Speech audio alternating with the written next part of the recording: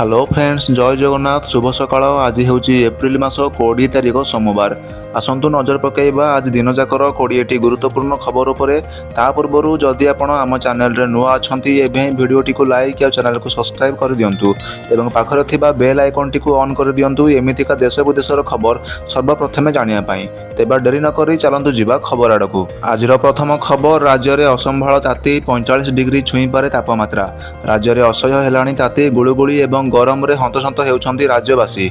तेबे आगकू एही स्थिति आहुरी असंभाल हेबो बोली आकलन करिछि पाणीपाग विभाग। आगामी सप्ताह रे तापमात्रा रे आहुरी 3 रु 4 डिग्री सेल्सियस वृद्धि पाइबार सतर्कता जारी करा जायछि। सबुठारु अधिक सिजिब पश्चिम ओडिशा।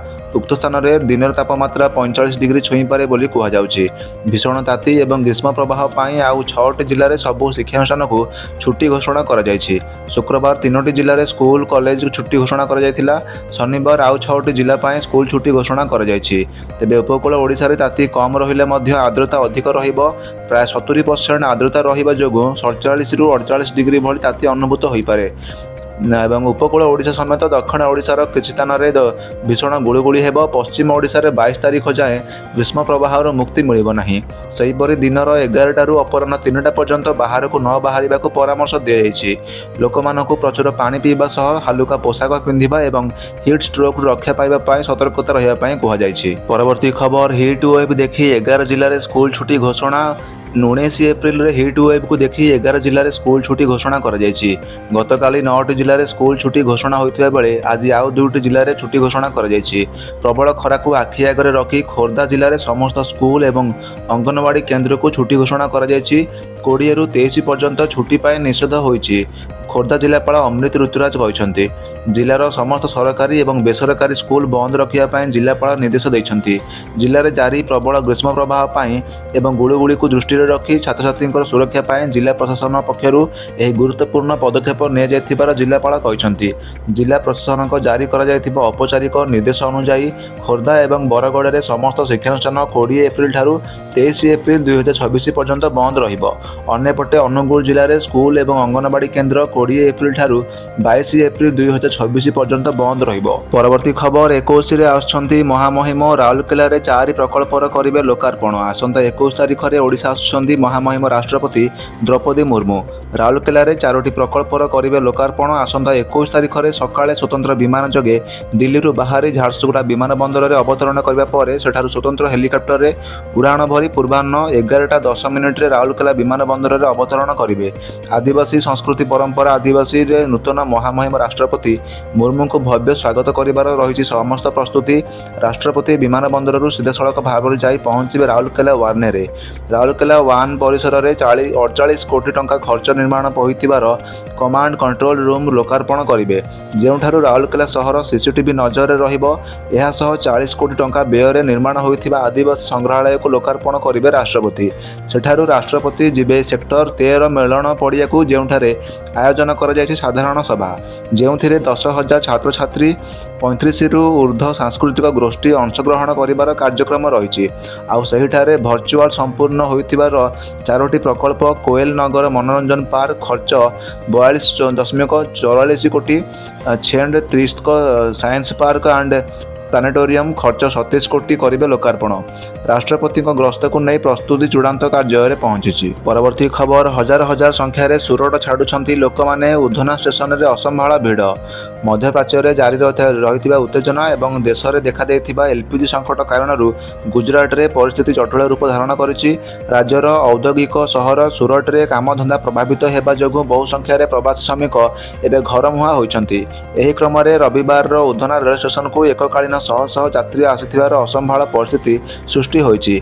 उत्तर प्रदेश एवं बिहार जाउथिबा ट्रेन मानकर सीट पाइबा पाई लोकमानकर उद्यम जोगु एभली अवस्था देखा देइछि। गैस अभाव जोगु सुरट सहर में कामधंदा बंद हो जाइछि। एहा छडा ग्रीष्म प्रवाह आरंभ हेबा जोगु प्रवासी श्रमिक घर मुहां होइछन्ति। रंधन गैस मिलु नथिबारु सहर रे लोके खाइबा पाई रोषेई करिया पाई बहुत असुविधार सम्मुखीन हेउछन्ति। एणु बिना काम रे हाथ बांधी आसीबा अपेक्षा लोकमाने घर को फेरी जिबा उचित मने करुछन्ति। କରିଛନ୍ତି। ଏଣୁ ରବିବାର ଏକକାଳୀନ ହଜାର ହଜାର ଲୋକମାନେ ଉଧନା ଷ୍ଟେସନରେ ପହଞ୍ଚି ଘର ବାହୁଡ଼ା ହେଉଛନ୍ତି। ପରବର୍ତ୍ତୀ ଖବର, ଶ୍ରୀନଗର ବିମାନ ବନ୍ଦରରେ 2 ଆମେରିକୀୟ ଅଟକ ମିଳିଲା ସାଟେଲାଇଟ୍ ଫୋନ୍। ପୋଲିସ ସୂତ୍ର ଅନୁଯାୟୀ ଯେଉଁ ଆମେରିକୀୟଙ୍କ ପାଖରେ ସାଟେଲାଇଟ୍ ଫୋନ୍ ମିଳିଛି ତାଙ୍କ ନାଁ ଜେଫ୍ରି ସ୍କଟ୍। ସେ ଆମେରିକାର ମେଣ୍ଟାନା ରାଜ୍ୟରୁ ଆସିଥିବାର କୁହାଯାଉଛି। ଏହି ସାଟେଲାଇଟ୍ ଫୋନ୍ ଗ୍ରାମୀଣ ନାମକ ଏକ ଜଣାଶୁଣା କମ୍ପାନୀର ବୋଲି ଜଣାପଡ଼ିଛି। ବିମାନ ବନ୍ଦରରେ ନିୟମିତ ସୁରକ୍ଷା ଯାଞ୍ଚ ସମୟରେ ଉଭୟଙ୍କର ଲଗେଜ୍ ସ୍କାନ୍ କରାଯାଇଥିଲା। ସ୍କଟ୍ ବ୍ୟାଗ୍ରୁ ସାଟେଲାଇଟ୍ ଫୋନ୍ ମିଳିବା ମାତ୍ରେ ଉଭୟ ଆମେରିକୀୟଙ୍କୁ ଅଟକ ରଖାଯାଇଥିଲା। ଏୟାରପୋର୍ଟ ସୁରକ୍ଷାକର୍ମୀ ସେମାନଙ୍କୁ ପଚରାଉଚରା କରିବା ପରେ ସ୍ଥାନୀୟ ପୋଲିସକୁ ହସ୍ତାନ୍ତର କରାଯାଇଛି। ଉଲ୍ଲେଖନୀୟ ଯେ ଭାରତରେ ସାଟେଲାଇଟ୍ ଫୋନ୍ ବ୍ୟବହାର ବେଆଇନ। ଏହା ପ୍ରଥମ ଘଟଣା ନୁହେଁ। ପୂର୍ବରୁ ମଧ୍ୟ ଅନେକ ଥର ଆମେରିକୀୟ ନାଗରିକ ଏଭଳି ଫୋନ୍ ସହ ଧରାପଡ଼ିଛନ୍ତି।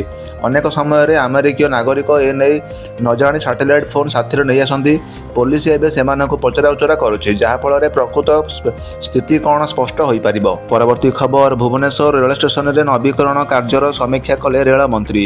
ଭୁବନେଶ୍ୱର ରେଳ ଷ୍ଟେସନରେ ନବୀକରଣ କାର୍ଯ୍ୟର ସମୀକ୍ଷା କଲେ ରେଳମନ୍ତ୍ରୀ ଅଶ୍ୱିନୀ ବୈଷ୍ଣବ। ଆଜି ଭୁବନେଶ୍ୱର ରେଳ ଷ୍ଟେସନ ବୁଲି ଦେଖିବା ସହ ଏହାର ନିର୍ମାଣ କାର୍ଯ୍ୟର ଅଗ୍ରଗତି ଦେଖିଛନ୍ତି ରେଳମନ୍ତ୍ରୀ ଅଶ୍ୱିନୀ ବୈଷ୍ଣବ। ରେଳମନ୍ତ୍ରୀ ନିର୍ମାଣ କାର୍ଯ୍ୟର ତଦାରଖ କରିବା ସହ ବିକାଶ କାର୍ଯ୍ୟ ସମ୍ପର୍କରେ ଅଧିକାରୀଙ୍କୁ ପଚାରି ବୁଝିଥିଲେ। ରେଳମନ୍ତ୍ରୀ ସେଠାରେ ଉପସ୍ଥିତ ଯାତ୍ରୀଙ୍କ ସହ ମଧ୍ୟ ଆଲୋଚନା କରୁଥିବାର ଦେଖାଯାଇଥିଲା।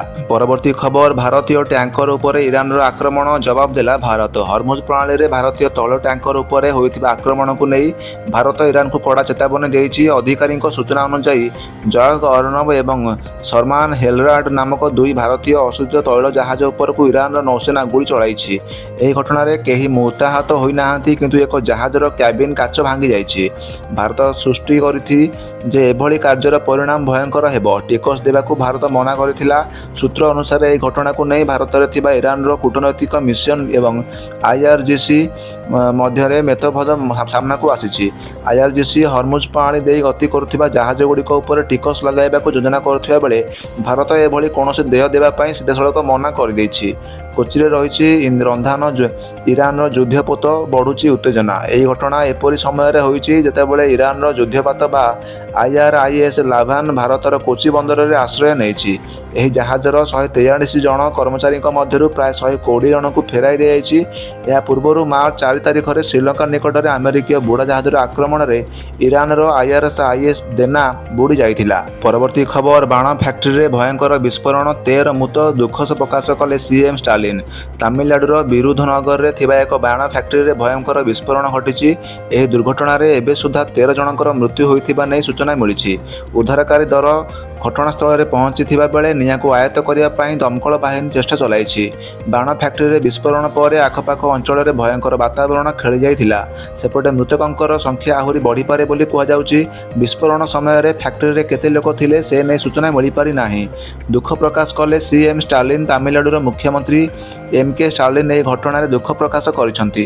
ସେ ଟ୍ୱିଟରରେ ଲେଖିଛନ୍ତି ଯେ କଟାନାପତିରେ ଏକ ବାଣ କାରଖାନାରେ ବିସ୍ଫୋରଣ, ଅନେକ ଲୋକଙ୍କର ମୃତ୍ୟୁ ଖବର ପାଇ ସେ ବହୁତ ଗଭୀରତାର ସହ ଦୁଃଖିତ ଅଛନ୍ତି। ଏହି ଦୁଃଖଦ ଘଟଣା ପାଇଁ ସେ ଗଭୀର ଦୁଃଖିତ ଏବଂ ପ୍ରାଣ ହରାଇଥିବା ଲୋକଙ୍କ ପରିବାର ପ୍ରତି ଗଭୀର ସମବେଦନା ଜଣାଇଛନ୍ତି। ମୁଖ୍ୟମନ୍ତ୍ରୀ ସମ୍ପୃକ୍ତ ମନ୍ତ୍ରୀ KK SSR ରାମଚନ୍ଦ୍ରନ ଏବଂ ଥାମଙ୍ଗେ ନେଥାରୁସାମ ତୁରନ୍ତ ଘଟଣାସ୍ଥଳରେ ପହଞ୍ଚି ରିଲିଫ୍ ଏବଂ ଉଦ୍ଧାର କାର୍ଯ୍ୟ ତଦାରଖ କରିଛନ୍ତି। ପ୍ରଭାବିତ ପରିବାରକୁ ସାନ୍ତ୍ୱନା ଦେବାକୁ ନିର୍ଦ୍ଦେଶ କରିଛନ୍ତି। ସେ ସମସ୍ତ ଆବଶ୍ୟକୀୟ ସହାୟତା ଯୋଗାଇ ଦେବା ପାଇଁ ଜିଲ୍ଲାପାଳଙ୍କୁ ମଧ୍ୟ ନିର୍ଦ୍ଦେଶ ଦେଇଛନ୍ତି। ପରବର୍ତ୍ତୀ ଖବର, ଟ୍ରମ୍ପଙ୍କର କଡ଼ା ଚେତାବନୀ, ଇରାନକୁ ଶେଷ କରିବାର ସମୟ ଆସିଯାଇଛି। ଆମେରିକା ରାଷ୍ଟ୍ରପତି ଡୋନାଲ୍ଡ ଟ୍ରମ୍ପ ରବିବାର ଦିନ ଇରାନକୁ ସମ୍ପୂର୍ଣ୍ଣ ଭାବରେ ନିଶ୍ଚିହ୍ନ କରିଦେବା ପାଇଁ ଧମକ ଦେଇଥିଲେ। ଟ୍ରମ୍ପ କହିଥିଲେ ଯେ ଇରାନ ପ୍ରତି ଆଉ କୌଣସି ଅନୁକମ୍ପା ଦେଖାଯିବ ନାହିଁ। ସେମାନେ ଶୀଘ୍ର ଏବଂ ସହଜରେ ହାର ମାନିବେ ଏବଂ ଯଦି ସେମାନେ ମୁଣ୍ଡ ନୁଆନ୍ତିନି ତେବେ ଯାହା ଆବଶ୍ୟକ ତାହା କରିବା ମୋ ପାଇଁ ସମ୍ମାନର ବିଷୟ ହେବ, ଯାହା ଅନ୍ୟ ରାଷ୍ଟ୍ରପତିମାନେ ଗତ 47 ବର୍ଷ ମଧ୍ୟରେ କରିବା ଉଚିତ ଥିଲା। ଇରାନକୁ ଶେଷ କରିବାର ସମୟ ଆସିଛି। ଆମେରିକା ରାଷ୍ଟ୍ରପତି ଡୋନାଲ୍ଡ ଟ୍ରମ୍ପ ରବିବାର ସୋସିଆଲ ମିଡ଼ିଆ ପ୍ଲାଟଫର୍ମ ଟ୍ରୁଥ୍ ସୋସିଆଲରେ ସେୟାର କରାଯାଇଥିବା ଏକ ପୋଷ୍ଟରେ ଇରାନକୁ ଏକ ବଡ଼ ଧମକ ଦେଇଛନ୍ତି। ଇରାନକୁ ଯୁଦ୍ଧ ବିରତି ଉଲ୍ଲଂଘନ କରିବାର ଅଭିଯୋଗ କରି ଟ୍ରମ୍ପ କହିଛନ୍ତି ଇରାନ ଗତକାଲି ଶନିବାର ଏପ୍ରିଲ 18ରେ ହର୍ମୁଜ ପ୍ରଣାଳୀରେ ଗୁଳି ଚଳାଇଥିଲା। ଏହା ଆମ ମଧ୍ୟରେ ଯୁଦ୍ଧବିରତି ଚୁକ୍ତିର ସମ୍ପୂର୍ଣ୍ଣ ଉଲ୍ଲଂଘନ କରିଥିଲା। ଏହି ଗୁଳିଗୁଡ଼ିକ ମଧ୍ୟରୁ ଅନେକ ଫାର୍ସି ଜାହାଜ ଏବଂ ୟୁକେର ଏକ ମାଲବାହୀ ଜାହାଜ ଆଡ଼କୁ ମାଡ଼ କରାଯାଇଥିଲା।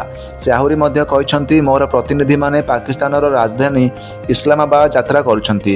ସେମାନେ ଆସନ୍ତାକାଲି ସନ୍ଧ୍ୟା ବା सोमवार एप्रिल 20 तारिख में सुधा आलोचना सेଠାରେ पहुंचे।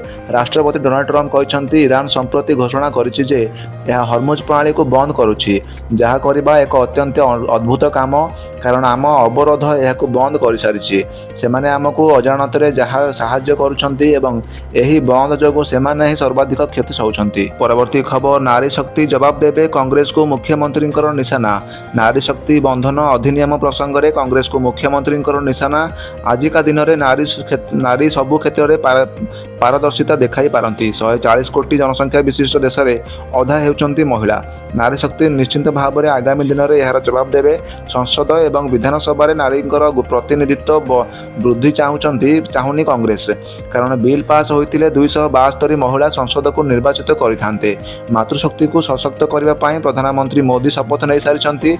जो मैंने आज भावुंट आम यह रोकीदेलु ता भूल कथा। जदि मोदी जहाँ पण कर निश्चित भाव में कार्यकारी करते। आगामी दिन में कांग्रेस एवं अन्य विरोधी नारी आक्रोशर शिकार हेबे। गत 17 तारिख में देशर गणतंत्र इतिहास में कला दिवस थिला, कारण यही दिन संसद में नारी शक्ति बंधन अधिनियम पारित हो नथिला। एही हार को कांग्रेस हसी हसी उत्सव भाव में पालन करथिला। आगामी दिन में भारत वर्ष नारी शक्ति निश्चित भाव में भोट रे जवाब देवे। एने कांग्रेस कौन प्रतिक्रिया मिल पारि नाही। परवर्ती खबर, अक्षय तृतीय चमकिला सुनार दाम। किणवा पूर्व जानतु 22 कैरेट सुनार दाम कौन रही। आज सारा देश में अक्षय तृतीया पालन करा जाउछि। एही अवसर में सुना किणवा शुभ बोली विवेचना करा जाए। बाजार में गहली लगी रही बेले 19 एप्रिल रविवार दिन सुना मूल्य में विशेष परिवर्तन देखा जाए नाही।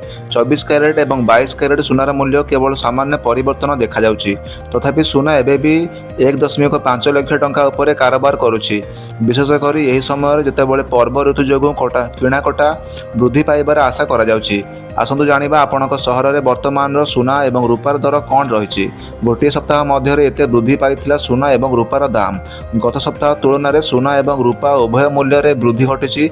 एप्रिल 7 तारिख में MCX रे सुना प्रति 10 ग्राम पिछा 1,45,650 टंका एवं रूपा किलोग्राम पिछा 2,58,079 बंद होइथिला। गोटे सप्ताह पूर्व एप्रिल 10 तारिख में सुना मूल्य प्रति 10 ग्राम मूल्य प्रति 1,52,690 टंका एवं रूपार मूल्य किलोग्राम प्रति 2,43,300 टंका थिला। तेणु मात्र गोटे सप्ताह मध्य सुना प्राय 1,690 एवं रूपा मूल्य 14,779 को वृद्धि पाई। परवर्ती खबर, EPFO बड़ घोषणा। 30,000 टंका को बढ़ी पारे PF दरमा सीमा। सरकार करुछंती बड़ योजना। श्रम एवं नियुक्ति मंत्रालय प्रोविडेंट फंड बा PF सुविधा पाई दरमा सीमा वृद्धि करने को एक पुराना प्रस्ताव उपर पुणी विचार करुछंती सरकार। निकटरे कर्मचारी दरमा वृद्धि पाइथिबारु एक बड़ संख्यक कर्मचारी सामाजिक सुरक्षा घेररू बाहरी जीवार आशंका देखा देछि। कर्मचारी भविष्य निधि पांठी संगठन बा EPFO अधीन में मासिक दरमा सीमा को वर्तमान 15,000 टंका बढ़ाई 25,000 रु 30,000 टंका पर्यंत करा जाई पारे। विशेषकर राष्ट्रीय राजनीति क्षेत्र में NCR शिल्प कर्मचारी दरमा बहुत बढ़ी जा पर यह परिवर्तन आवश्यकता अनुभव करा जायछि।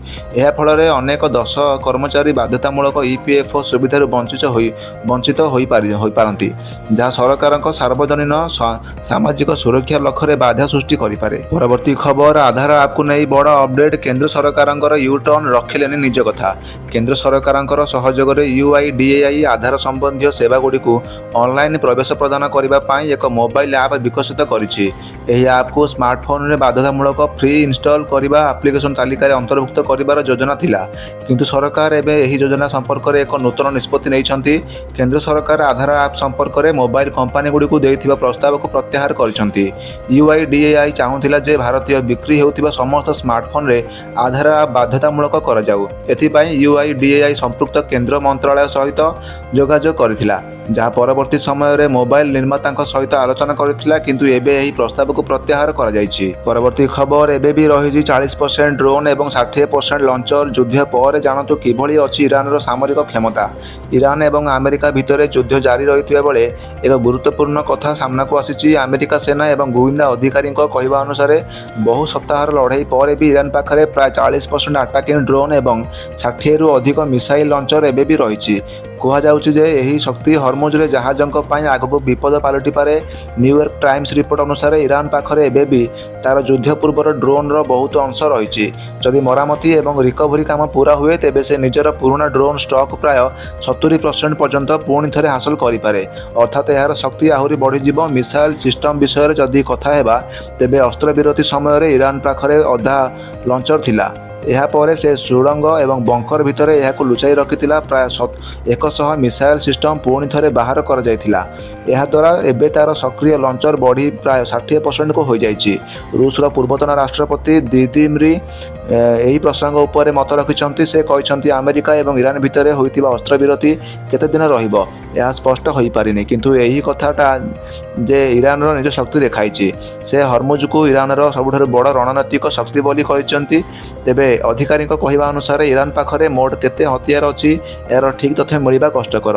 ଗୁଇନ୍ଦା ଏଜେନ୍ସି କେବଳ ଅନୁମାନ କରିପାରିବ। ତଥାପି ସମସ୍ତେ ଏକମତ ଯେ ଇରାନ ପାଖରେ ଏତେ ଶକ୍ତି ନିହାତି ରହିଛି ଯେ ସେ ଚାହିଁଲେ ସମୁଦ୍ର ରାସ୍ତାରେ ବାଧା ସୃଷ୍ଟି କରିପାରିବ।